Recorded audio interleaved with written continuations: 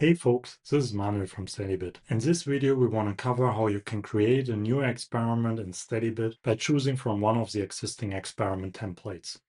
Experiment templates are a pretty nice collection of experiments that have been created by our customers and are useful scenarios that you can easily check in your system as well. To do so, you can just create a new experiment from the dashboard by starting with a template or heading into the experiment section and create a new experiment from here, and then choosing to create a new experiment from a template. Now you can see a huge collection of experiment templates that are available in your tenant, and all of this is adapting to the target types, so infrastructure components you're using in your system. Let's go to page 4, where we are seeing an experiment template that is pretty similar to the experiment that we have created beforehand. We want to check what's happening when one of the downstream servers is not available. And for that, we can simply see more details, also reading more about the motivation and the structure, but also can easily use this experiment template right away to create my first experiment. Now I'm guided step by step through the creation of the experiment by getting specific questions asked that are matching to the experiment template.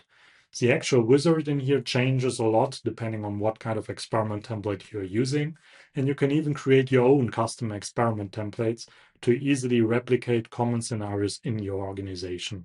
But that's something for another video. So let's start with the first question, which is asking me about what is the Kubernetes cluster and which the deployment I want to test is running in. In our case, it's a simple Minikube cluster.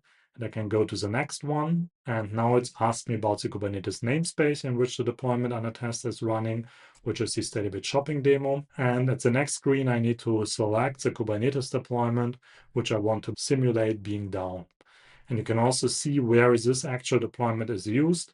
For instance, similar as before, we use it in a container block traffic attack, but we're also using it in a deployment pod count check, which allows us to automatically validate whether a given amount of pods is running in my system before, while, or after the attack. Now, in our case, we want to simulate that Toys Bestseller is unavailable and check the effect on gateway. And for that, we need to provide at the next screen the HTTP endpoint that is provided by the upstream deployment, so in our case of the gateway, which is validated across the entire experiment.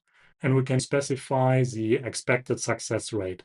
So let's say we are expecting that 95% of our HTTP requests are successful, while the downstream service is not available. And also, last but not least, it asks us to specify the recovery time. So how long do we expect it to take until all Toys bestseller deployments are up and running again, in case some of them are going down because of the blocking traffic and liveness probes not working out. In our case, we say it takes 60 seconds. And here we go. Now we are in our experiment editor. We can easily save this experiment, which makes it our second experiment in our tenant. And we can now also adjust the experiment, adding other actions to it or removing existing ones, or even combine it with different experiment templates by simply dragging and dropping and filling out again the custom wizard. Now that's everything on how to use experiment templates to create an experiment. In a later video, you will also learn how you can create your own experiment template and how this reflects into the experiment editor. Thanks for watching and take care.